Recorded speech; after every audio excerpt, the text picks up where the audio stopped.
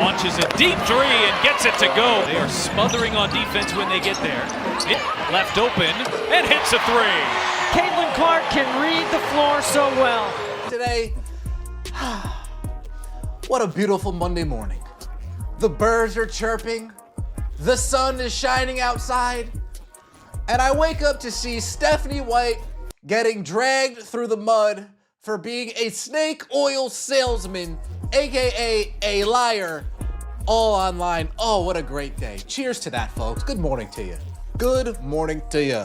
Caitlin Clark fans are not just angry after Indiana's season opener, they are already demanding Stephanie White be fired. And the scary part is, this did not take weeks. It did not take 10 games.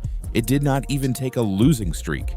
It took one night, one chaotic, high-scoring, painful opener against the Dallas Wings, where the Indiana Fever lost 107-104 and immediately turned the most hyped start of the season into a full-blown crisis. Well, we've got the continued fallout from the Indiana Fever loss to the Dallas Wings at home in the home opener to a team that won 10 games last year.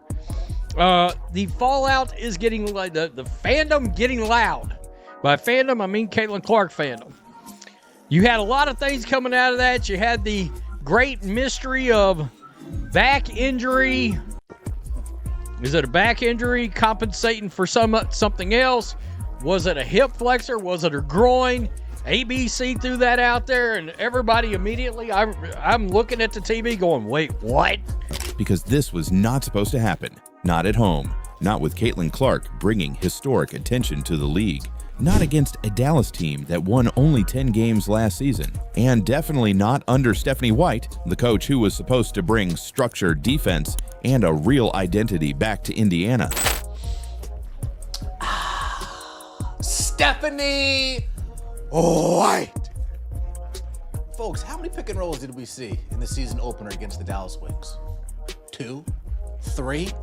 No more than 4, that's for damn sure. Why? Well, because Stephanie White, she's too smart. She knows too much. She's an elite ball knower, remember? She's a basketball junkie, remember? All I do every day, I wake up and I put on basketball, and then I go to sleep and I put on basketball, and I go to practice and I'm watching basketball, and I'm watching film tape. Stephanie, stop with the lies. Stop with the lies.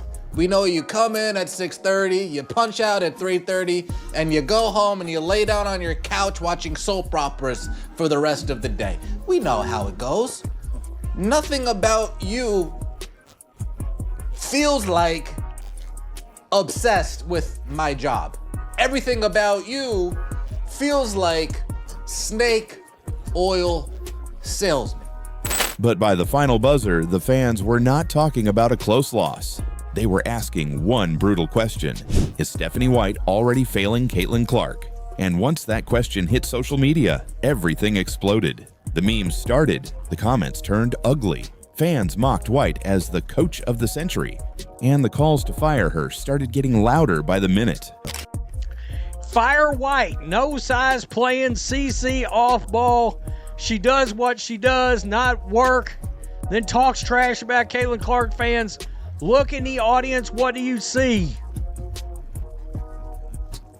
I gotta tell you, these ladies act like we haven't spent the last 6 decades watching the best basketball on earth. We know what it's supposed to look like. Yeah, I mean, if you grew up in the 80s and 90s and the early 2000s of the NBA, you know what real good basketball is supposed to look like. Find a coach that can build around Clark, manage Mitchell, or trade her. Make this team something people wants to watch. Tick-tock, tick-tock. But here is what makes this different. This was not just emotional fans melting down after one bad result. A lot of them believe they saw the exact same problems they warned about before the season even started. Bad spacing, weak bench minutes, no real protection for Caitlin Clark, too many defensive breakdowns, too many open shots, too much confusion when the game got tight, and one moment late in the game made everything worse. In the final minute, Stephanie White appeared to ask her staff what Dallas was going to run. No wonder you lit the Vanderbilt program on flames. just burn it to the ground. My boy Venom, I'm showing this. Go subscribe. This reaction, and I saw this late last night. His reaction is all you need to know. Make sure they deny. What do you think they're going to run here? Game first season opener ever in the history of this league. And I want to know who she's talking to. Bree January is on the right side right here drinking. Who could she have been asking this question to? Where both teams have scored 100 points. Let's listen into the huddles. Check the other bit. So make sure we deny. What do you think they're going to run here?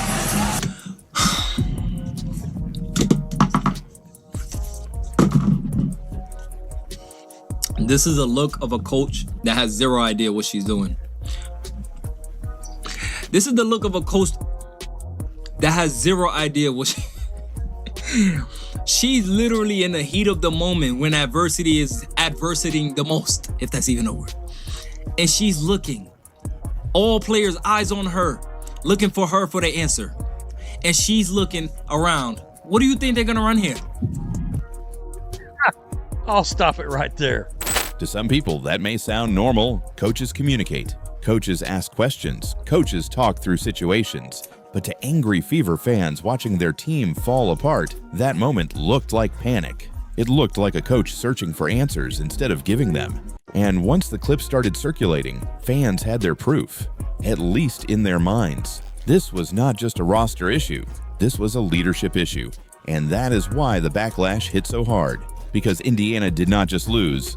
They lost in a way that made fans feel like Caitlin Clark is still being wasted. That is the real story here. Caitlin Clark is not a normal player. She is not just another young guard trying to find her place in the league. She is the player who changed the entire conversation around the WNBA. She brought the ratings. She brought the sold-out arenas. She brought new fans, old NBA fans, casual viewers, and people who had never watched a full WNBA game before. So when Indiana puts her on the floor, the expectation is simple. Build around her, protect her, use her correctly, give her the kind of system that makes her dangerous every single possession. But against Dallas, fans did not see that. They saw Clark working too hard. They saw her getting pressured. They saw moments where the offense looked disconnected. They saw her playing off the ball when they wanted the game running through her hands. And they saw a Fever team that still did not seem to understand how rare this opportunity is. At Iowa, Caitlin Clark had an identity. The whole offense made sense. The spacing was clear. The screens came at the right time. Her teammates understood their roles. Everything was built around the gravity she created. But in Indiana, fans keep asking the same question. Why does it still feel so difficult? Why does the offense still look clunky? Why is the most dangerous offensive weapon in women's basketball not being put in the best possible position every trip down the floor? And after this opener, that frustration finally boiled over because it was not just the offense. The defense was even harder to explain. Stephanie White was brought in as a defensive-minded coach. That was supposed to be the upgrade. That was supposed to be the new identity.